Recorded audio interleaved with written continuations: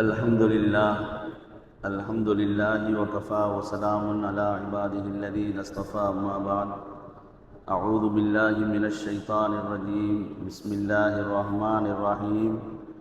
فأعقبهم نفاقا في قلوبهم إلى يوم يلقونه بما أخلفوا الله ما وعدوه وبما كانوا يكذبون. صدق الله مولانا العظيم. கண்ணியத்திற்கும் பெருமதிப்பிற்குரிய அல்லாஹுவின் நல்லடியார்களே, பெரியோர்களே, தாய்மார்களே, புனிதமான நேரத்தில் ஆரம்பமாக உங்களுக்கும் எனக்கும் தக்வா என்னும் இறையச்சத்தை நினைவூட்டியவனாக எனது உரையை ஆரம்பம் செய்கின்றேன். கண்ணியத்திற்குரியவர்களே, ரமதானுடைய மாதம் ஆரம்பமாகி இன்று 8வது நாள் தராவி தொழுகை பரிபூர்ணமாக நிறைவு பெற்றிருக்கிறது. பெருமானார் ஸல்லல்லாஹு அலைஹி வஸல்லம் அவர்கள் ரமதானுடைய 30 நாட்களையும் 3 பகுதியாக நமக்கு அறிமுகப்படுத்தினார்கள். முதலாவது 10 நாட்கள் ரஹ்மத்துடைய 10 நாட்களாகும். அல்லாஹ்வினிடத்திலே ரஹ்மத்தை கேட்டு பெறக்கூடிய முக்கியமான நாட்கள். வருடம் முழுவதும் ரஹ்மத்தை நாம் கேட்க வேண்டும். இருந்த போதிலும் அதனுடைய முக்கியத்துவம், கண்ணியத்தை உணர்த்தும் வகையில் அல்லாஹ் இந்த 10 நாட்கள் ரஹ்மத்துடைய நாட்களாக தந்திருக்கிறான். இன்று 8 நாள், இன்னும் இருப்பது 2 நாட்கள். அதிகமாக அல்லாஹ்வினிடத்தில் ரஹ்மத்தை நாம் கேட்டு பெற வேண்டும். அல்லாஹு தாலா இந்த ரமதானின் பொருட்டால் அவனுடைய ரஹ்மத்தை முழுமையாக தந்தருள்வானாக. கண்ணியத்திற்குரியவர்களே, இன்று ஓதிய சூரத்து தௌபாவிலே அல்லாஹு தாலா ஒரு செய்தியை நமக்கு சொல்கிறான். சாலபா இப்ன ஹாத்திப் அல் அன்சாரி அப்படிங்கிற ஒரு நபி தோழர். இந்த சரித்திரத்தை நம்ம பல தடவை நம்ம கேட்டிருப்போம். பெருமானார் ஸல்லல்லாஹு அலைஹி வஸல்லம் அவர்களோடு பள்ளியில் எல்லா நேரமும் இருக்கக்கூடியவர். அப்பேற்பட்ட அந்த சஹாபி ஹஸரத் பெருமானார் ஸல்லல்லாஹு அலைஹி வஸல்லம் அவர்கள்ட்ட சொன்னாங்க, உதுல்லாஹ அன் யர்சுக்னி அல்லாஹு மாலன். நீங்கள் அல்லாஹ்ட்ட துவா செய்யுங்க, அல்லாஹ் எனக்கு வசதி வாய்ப்பை தரணும் அப்படின்னு சொல்லி பெருமானார்கிட்ட சொன்னாங்க. அப்போ ஸல்லல்லாஹு அலைஹி வஸல்லம் சொன்னாங்க, வைஹக்க யா சாலபா கலீலுன் துஅத்தி ஷுக்ரஹு கைரும் மின் கஸீரின் லா துதி. குறைவான செல்வத்தை நம்ம அடைந்து அல்லாஹ்விற்கு நன்றி செலுத்துவது இருக்க, அது ரொம்ப ஏற்றமானது அதிகமான செல்வத்தை பெற்று நன்றி செலுத்தாமல் இருப்பதை விட. குறைவான செல்வம், அல்லாஹ்வுக்கு நம்ம அதிகமாக நன்றி செலுத்துகிறோம், இது மிகப்பெரிய ஒரு பாக்கியம். நிறைய வசதி வாய்ப்புகளை தந்து நம்ம நன்றி செலுத்தாமல் போயிட்டோம்னா எவ்வளோ பெரிய குற்றமாயிடும். அதனால் இருக்கிறத கொண்டு நீ அல்ஹம்துலில்லாஹ், நீ என்ன பார்க்கலையா, அல்லாஹ் எனக்கு எவ்வளோ பெரிய பாக்கியத்தை கொடுத்துருக்கான்னு தெரியுமா. ஒரு மலையை பார்த்து அது தங்கமாக மாற வேண்டும் என்று சொன்னால் அது தங்கமாக மாறும். வெள்ளியாக ஆக வேண்டும் என்று சொன்னால் வெள்ளியாக மாறும். அவ்வளோ பெரிய ஆற்றலை அல்லாஹ் என்னிடம் கொடுத்திருக்கிறான். நான் அந்த மாதிரியா தங்கமும் வெள்ளியுமாக மாற்றியா நான் வாழ்ந்து கொண்டிருக்கிறேன்? என்னை நீ காணவில்லையா? இதை விட உனக்கு ஒரு சிறந்த ஒரு வழி வேண்டுமா என்று பெருமானார் ஸல்லல்லாஹு அலைஹி வஸல்லம் கேட்குறாங்க. இருந்தாலும் பெருமானாருக்கு ரொம்ப பிரியமான தோழர், சின்ன வயது தோழர் மாதிரி கேட்குறார். 3வது முறையும் யா ரசூலல்லாஹ் எனக்கு துவா செய்யுங்க அப்படின்னு சொன்ன உடனே ஸல்லல்லாஹு அலைஹி வஸல்லம் அவர்கள் அல்லாஹு மர்சுகுஹு மாலா, யா அல்லாஹ் இந்த தோழருக்கு நல்ல செல்வத்தை கொடு அப்படின்னு துவா செய்துட்டாங்க. அல்லாஹ் அந்த துவாவை ஏற்றுக்கொண்டு ஏராளமான செல்வ பாக்கியங்களை கொடுத்தான். என்ன ஆனது? முதல்ல 2 நேர தொழுகை மட்டும் ஜமாத்துக்கு வராமல் இருந்தார். பள்ளியிலே இருந்தவர் வசதி வாய்ப்புகள் வந்த பிறகு நல்ல ஆட்டு மந்தைகள், அது மதீனாவுக்கு உள்ள நம்ம வச்சு அதை கண்காணிக்க முடியல, ஊரை விட்டு கொஞ்சம் வெளியே போனார். அப்போ 2 நேர தொழுகைக்கு மட்டும் ஜமாத்துக்கு வந்தார். அப்புறம் என்னாச்சு? ஜமாத்துக்கே வராமல் ஜும்மாவுக்கு மட்டும் வர ஆரம்பித்தார். இந்த மாதிரி அவர் தூரமாக அவருடைய வேலை வாய்ப்பு அதிகமாகிடுச்சு. இப்போ நம்ம கூட நம்ம நண்பர் ஒருத்தர், அவர் ஆரம்பத்தில் காலையில் சுபு தொழுகைக்கு வருவார், பள்ளியிலே இருப்பார். வேலை முடிஞ்ச பிறகு நேராக பள்ளிக்கு தான் வருவார். மக்ரிப் இஷா எல்லாம் முடிச்ச பிறகு தான் போவார். கொஞ்ச நாள் போய்கிட்டு இருந்தார்.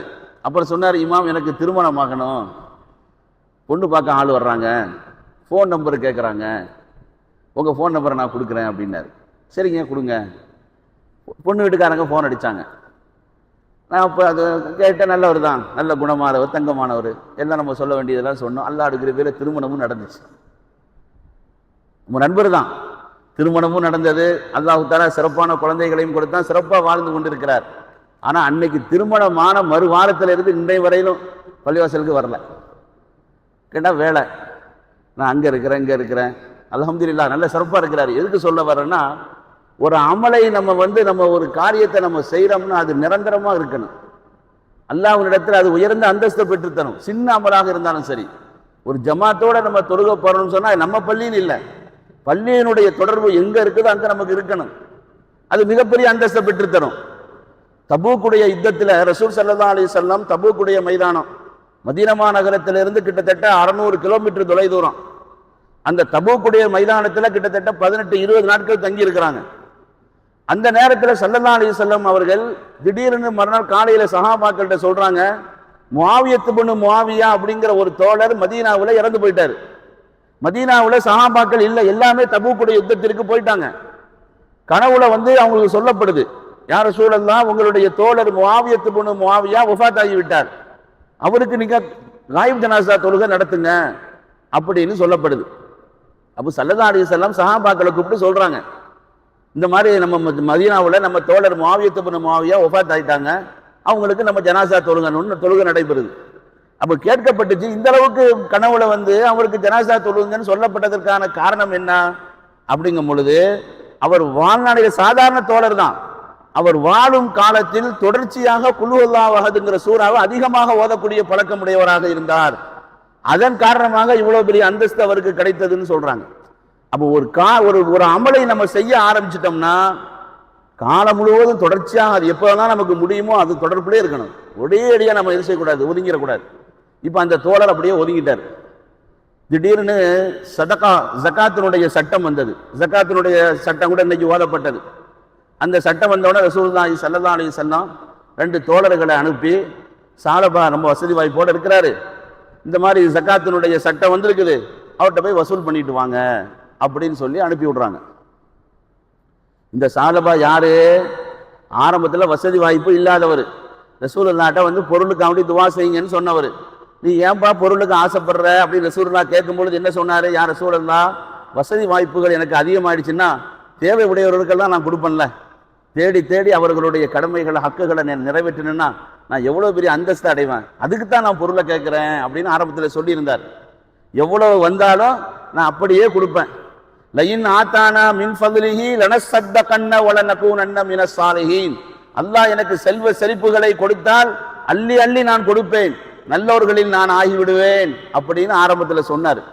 இப்படி சொன்னவர் தான் வசதி வாய்ப்புகள் வந்த உடனே ரொம்ப தூரமாக போய் வெளியில இருக்கிறார். இப்போ 2 தோழர்கள் போறாங்க. போய் இந்த மாதிரி ஜக்காத்தினுடைய சட்டம் வந்திருக்குது, உங்க பொருளை நீங்க கணக்கு பார்த்து வருஷத்துக்கு ஒரு தடவை நீங்க தரணும், ஸல்லல்லாஹு அலைஹி வஸல்லம் உங்கள்கிட்ட வசூல் பண்ண சொல்லியிருக்கிறாங்க அப்படின்னு சொன்னாங்க. சொன்ன உடனே அவர் என்ன செய்யிருக்கணும்? அல்ஹம்துலில்லாஹ், அல்லாஹ் வசதி வாய்ப்புகளை தந்திருக்கிறான், எல்லாம் அல்லாஹ் கொடுத்தது தான், எவ்வளோ கணக்கு பாருங்க, நீங்க தாராளமாக எடுத்துட்டு போங்கன்னு சொல்லியிருக்கணும். அவர் என்ன செஞ்சிட்டார்? என்ன புதுசா இருக்குது இது, எவ்வளோ சிரமப்பட்டு நான் இதை வளர்த்து வச்சிருக்கிறேன், திடீர்னு இந்த மாதிரி நீங்கள் கேட்குறீங்க, இது ஏதோ வரி போடுற மாதிரிலாம் இருக்குது அப்படின்னு பேச ஆரம்பித்தார். போன சஹாபாக்களுக்கு ரொம்ப கவலையாயிடுச்சு. எப்படி இருந்தவர், ரசூலுல்லாஹ்வோட நெருக்கமாக இருந்தவர், நம்ம ரசூலுல்லாஹ் அனுப்பி நம்ம வந்திருக்கிறோம், அவங்க அனுப்பி இந்த மாதிரி கேட்குறாங்கன்னு சொன்ன பிறகும் கூட அவர் இந்த மாதிரி பேசிட்டாருங்கிற வருத்தத்தில் என்ன செய்தாங்க? நேராக பெருமானார்கிட்ட திருப்பி வந்துட்டாங்க. யார் ரசூலுல்லாஹ், நாங்கள் போனோம், இந்த மாதிரி அவர் சொல்லிட்டாருன்னு சொன்ன உடனே ஸல்லல்லாஹு அலைஹி வஸல்லம் ரொம்ப கவலையில், சாலபாவுக்கு அந்த கை சேதமே நாசமே இப்படி ஆயிட்டாப்ல, இவ்வளோ நெருக்கமாக இருந்த தோழர் இவ்வளோ தூரமாக ஆயிட்டார அப்படிங்கிற ஒரு வார்த்தையை சொன்னாங்க. இதை சாலபாவுனுடைய சொந்தக்காரர்கள் கேட்டுட்டு ஓடி போறாங்க சாலபாட்ட. நீ என்னப்பா நீ இப்படி சொல்லிட்ட, ரசூலுல்லாஹ் ரொம்ப மனவேதனைப்பட்டாங்களேன்னு சொன்ன உடனே அவர் பொருளையெல்லாம் எடுத்துக்கிட்டு ஓடி வர, யார் ரசூலுல்லாஹ் நான் ஜக்காத் தந்துடுறேன் எடுத்துக்கங்கன்னு. அல்லாஹு தாலா ரசூலுல்லாஹி ஸல்லல்லாஹு அலைஹி வஸல்லம் சொன்னாங்க, ஒரு காலமும் நான் அதை வாங்க மாட்டேன்.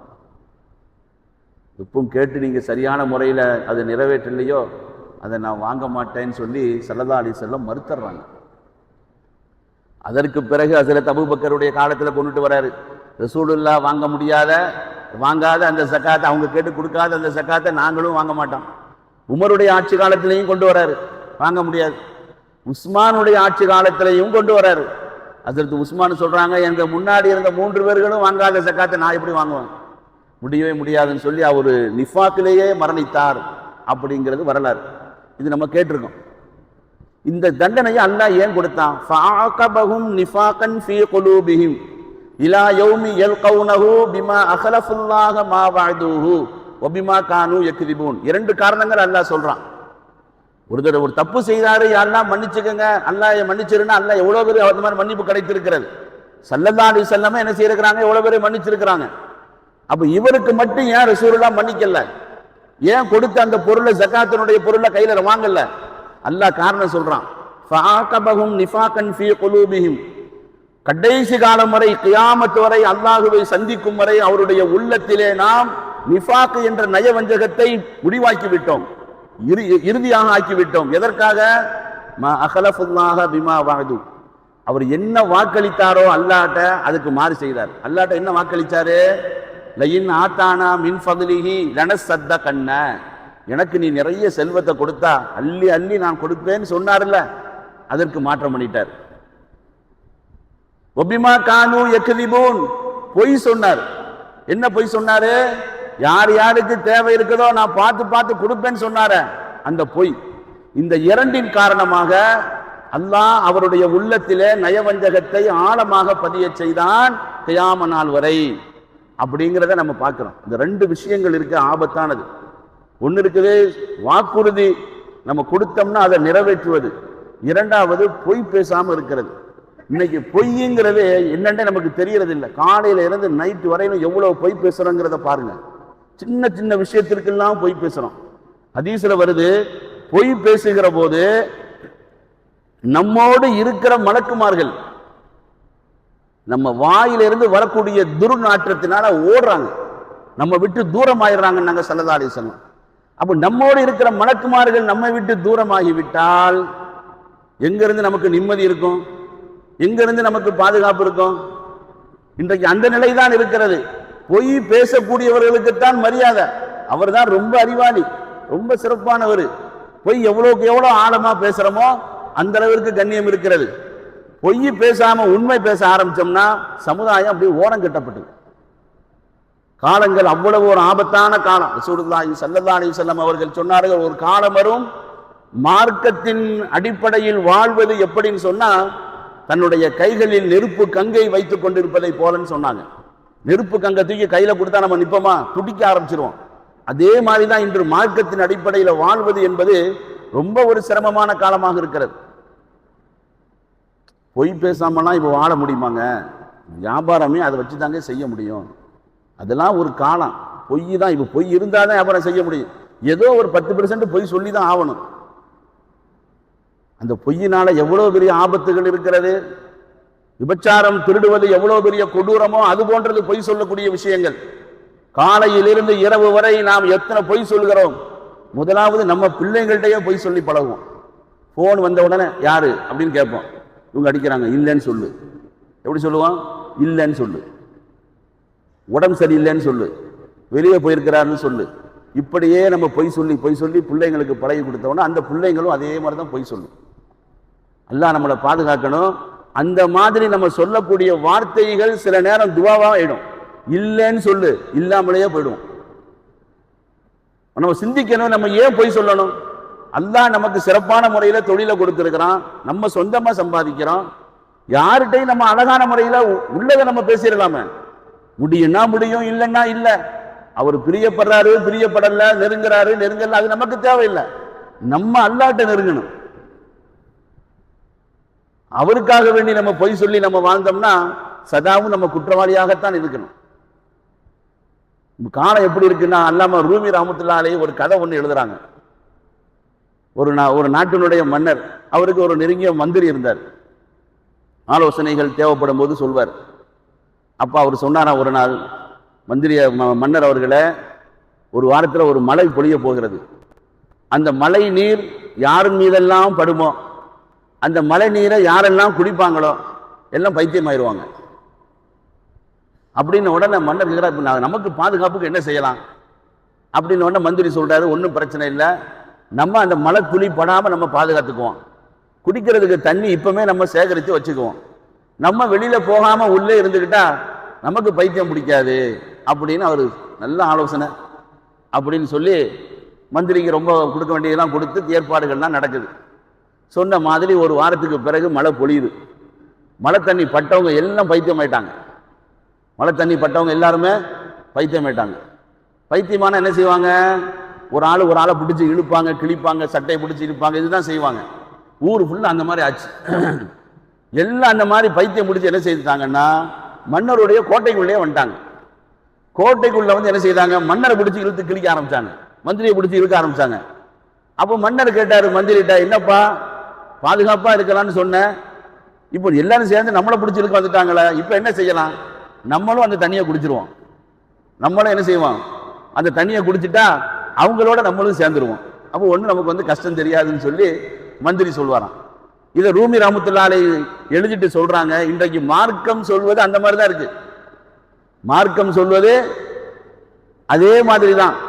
நம்ம தனியா நின்று சொன்னோம்னா இதெல்லாம் பழைய காலத்து விஷயம், இதெல்லாம் இப்போதைக்கு சரியா வராது. இப்படியே சமுதாயம் ஒதுங்கி அந்த சொல்லக்கூடியவர்களை ஒதுக்கி மார்க்கம் இன்னைக்கு நம்ம விட்டு தூரமாகிட்டே இருக்குது. அன்பானவர்களே, பொய் சொல்வது என்பது அவ்வளவு மோசமானது. அதனால பொய்யிலிருந்து நம்ம பாதுகாக்க வேண்டும்.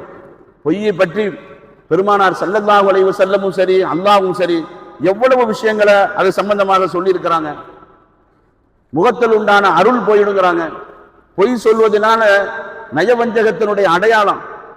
நயவஞ்சகர்கள் யார் தெரியுமில்ல, பெருமானார் ஸல்லல்லாஹு அலைஹி வஸல்லம் அவங்களுடைய காலத்தில் உருவான கூட்டம் தான் முனாஃபிக்.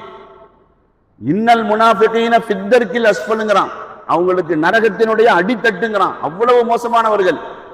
அவர்களுடைய குணத்துல ஒண்ணுதான் பொய் சொல்றது. 3 குணம் அவர்கிட்ட இருக்கும். இதா ஹத்தஸ கதப வைதா வஅத அஹ்லஃப வைது துமின கான. பேசினா பொய் தான் பேசுவாங்க. பொய் பேசுறத ரொம்ப ரொம்ப கேட்கிற மாதிரி, ரொம்ப மகிழ்ச்சியா சந்தோஷமா அடுத்தவர்களை சந்தோஷப்படுத்துற மாதிரி பொய் பேசுறது நாசம் உண்டாகட்டும் நாங்க ஸல்லல்லாஹு அலைஹி வஸல்லம். இப்படியெல்லாம் பொய். கனவுல பொய், பார்க்காத கனவை சொன்னாங்கன்னு சொன்னா அதிலே மாட்டிக்கிறோம் நாங்க ஸல்லல்லாஹு அலைஹி வஸல்லம். அதனால மனிதர்களிடத்திலிருந்து பொருளை அடைவதற்கு எப்படியெல்லாம் பொய் சொல்ல முடியும் யோசிச்சு அவங்க பொய் சொல்றாங்க. 3 பேர்கள், ஒரு முஸ்லிம், ஒரு கிறிஸ்துவ சகோதரர், ஒரு யூத சகோதரர், 3 பேர் நண்பர்கள். இருக்கிறது 2 ரொட்டி தான். 3 பேர்களும் சாப்பிடணும். இருக்கிறது 2 ரொட்டி, 3 பேர்கள் சாப்பிடணும். 2 பேரும் சாப்பிட்டுட்டாங்க.